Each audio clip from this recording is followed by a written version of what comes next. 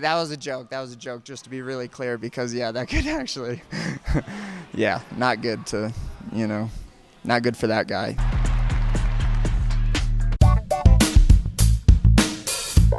This is the Schmo with the Pro. He's the number 3 ranked UFC Bantamweight. He's got one of the best back tattoos in all of mixed martial arts. He's the Sandman, Cory Sandhagen in the flesh, high altitude school of striking, Denver, Colorado. How we doing? I'm good, Schmo. How are you? Hey, the Schmo can't complain, man. Life is good in the Sandman world, isn't it? It is good. It's a happy time right now. It's an exciting time, and I'm just grateful that I get to, live in it. Coming off a big victory against Chito Vera over there at UFC San Antonio, you became the number 3 ranked guy, only a couple guys ahead of you, man. But you didn't call for a title shot. You gave your respect to Merab Dvalishvili. Good man you are. Yeah, I think I don't want to turn it into too much of a circus. I try to be reasonable in life, and I think that calling out the number 1 guy is reasonable, especially since they already seems like they kind of have someone lined up. So why not call out the number 1 guy? Well, the number 1 guy was called out by other guys. A guy like Umar Nurmagomedov called him out. Merab would fight him, but he's injured. He can't fight this summer. What do you think's likely for you? Because you got a guy in, Sugar Sean O'Malley who's waiting to see what happens with Henry Cejudo and Aljamain Sterling for that number 1 contender spot to getting that next title shot. But you're willing to fight one more guy to get that title shot. Or would you just sit and wait for that title shot? I don't know, I guess. I don't know how the hell any of this stuff really works, to be honest. So I kind of just go with whatever I'm kind of told, more or less. But I don't know, man. I just want to fight the best guys. That's pretty much why I'm here. There's I try not to get too hyper focused on the title and all of that stuff. I just try to be in here at the gym every day and just make sure that I'm getting better. And then whoever it is I got to fight, then I'll be ready for them. And but yeah, it's exhausting thinking of all of that stuff. Just even a month in advance in this sport is too exhausting to think about. So I just take it day by day, and I just try to get better. As boring and vanilla as that answer is, that's kind of what I try to do, Well, you're one with your thoughts. You're into the spiritual stuff. You meditate a lot. You're right here in the present moment. Where did you develop this routine? And where did you get that mindset that you can only control the now, the present, and not worry about the future? I got pretty into that stuff maybe after my first loss, just because I had a bunch of identity crisis things happening when I was 22 and I had lost for the first time. So I kind of just had to figure out, the whole self-awareness thing, and then working at a place. I used to work at a place called Mount St. Vincent's. That was a residential treatment facility for traumatized kids.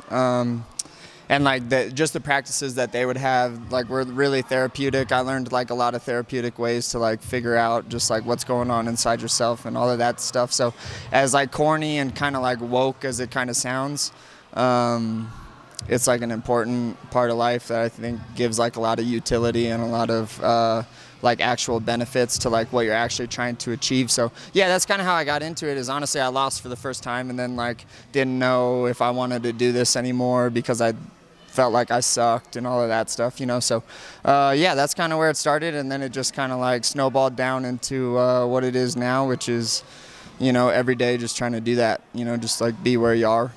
And where you are right now, you're on top of your game. You're coming off an excellent performance. You're all around is really great. It's a big year for you, 2023. You're getting married this year. So ideally, in a perfect scenario, what does the end of 2023 look like for the Sandman?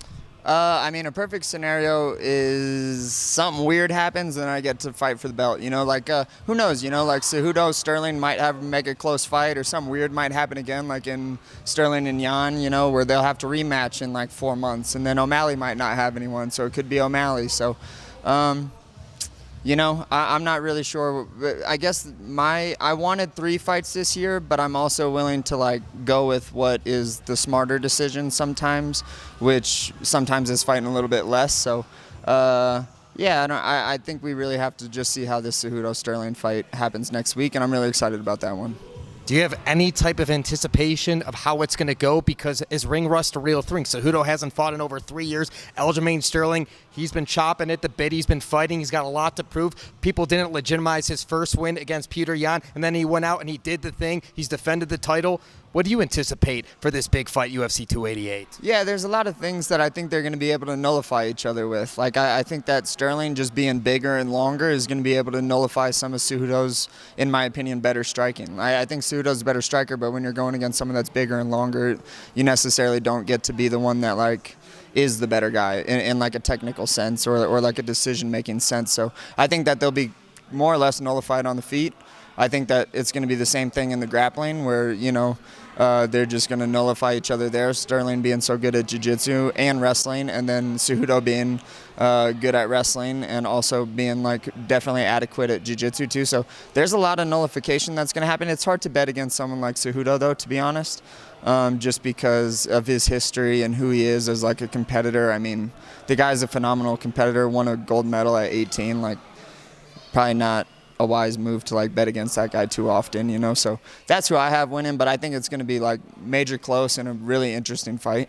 Well, Cejudo won a steak dinner betting on you in your last fight against Marlon Chito Vera, so maybe you're returning the favor. Yeah, he did. I mean, he owes me a steak dinner pretty much is what that means, because if he got a free one off of me winning, then I get a free one. I like the way your head's working right here. Yeah. As one of the most free-flowing guys out there and a very fun fighter to watch, do you have guys out there that are fun for you to watch right now in the UFC? Yeah. Honestly, I try not to watch like too much, just because I don't want it to kill my creativity, and I don't want it to. I don't want to like see people having success with things that are like risky and gambly, like I think that a lot of the striking in the UFC is right now. So I try not to honestly watch too many of the strikers fight, just because I think that they roll the dice a lot more often than they kind of need to. But a lot of wrestlers I like watching, like the Gamrot guy. I like watching Cejudo. I like watching Sterling. All of those like really good wrestlers. Dariush is one of my favorite guys to watch too. So all of those guys I really enjoy watching. But like I said, sometimes I watch with like a shield up, just because I don't want it to like get in the way of the things that I'm doing, because I'm doing like specific stuff. Certainly. So we don't have a date for you to be returning inside the octagon, but you're willing to dance again in 2023. Can we get a final message for all the Sandman fans out there worldwide? Final message. Yeah, thanks for watching. I appreciate you guys.